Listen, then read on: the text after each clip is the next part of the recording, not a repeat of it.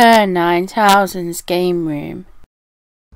Double Dragon had been one of the first side-scrolling beat-em-ups which really found its place in the world of games.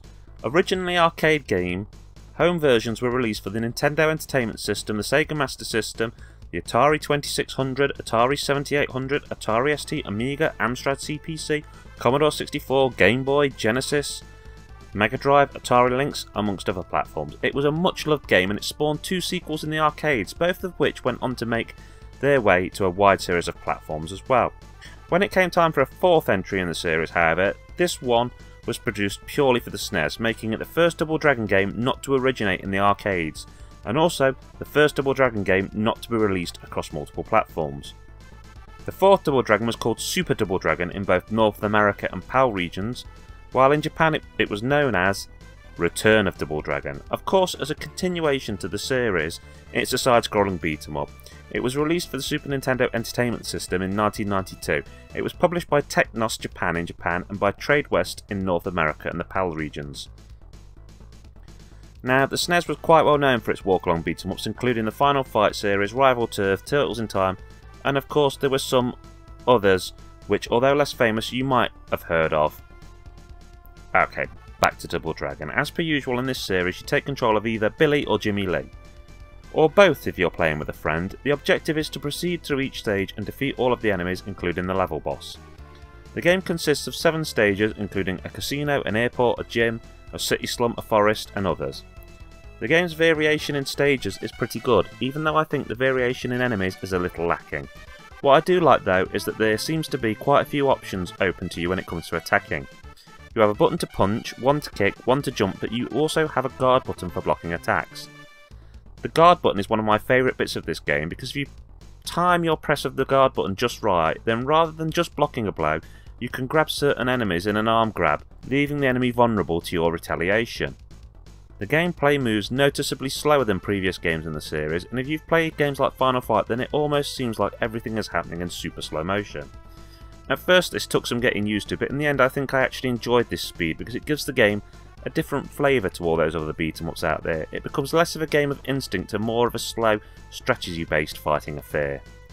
So far I've been largely positive, but I can't stay that way forever. Some of the animations in the game are good, but the actual graphics themselves are kind of weedy, especially when you take into account that this game was built for the SNES. We aren't dealing with some multi-platform game here which needed to hedge its bets. It was a SNES game through and through, and I feel far better advantage could have been made of the SNES's graphical capabilities.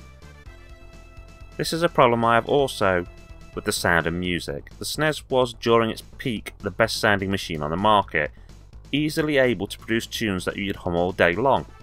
Now the soundtrack here is not awful, but I do feel it's really lacking for the system. The game feels a little rushed and underdeveloped.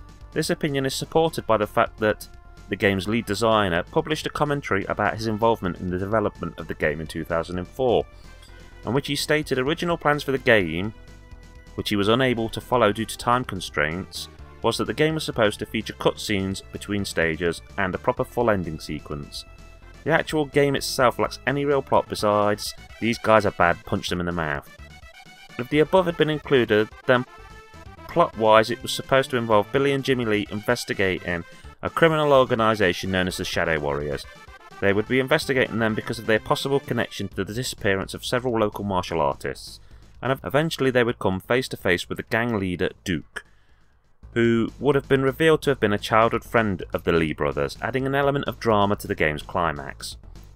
Now, unfortunately, I can only review the game based on what is there and not what could have been. As it stands, I think the game is a real 6 out of 10 kind of game. It's on the fine line between average and good. I certainly wouldn't spend a ton on it, as there are plenty of other games I would try and get before it. The only times I've seen this game online, it's been like £40 for a European or American cart, with a Japanese one being closer to 20. If you have the ability to play foreign games and need this game, I'd go for the Japanese version, but in all honesty I would probably leave it be. Nowadays if you've got an Xbox One or a Switch or a PS4, there are plenty of good walk-along beat-em-ups and walk-along beat-em-up collections you can download, and I think your money would be far better spent on those. For example, one I've reviewed before, the Capcom Brawler collection.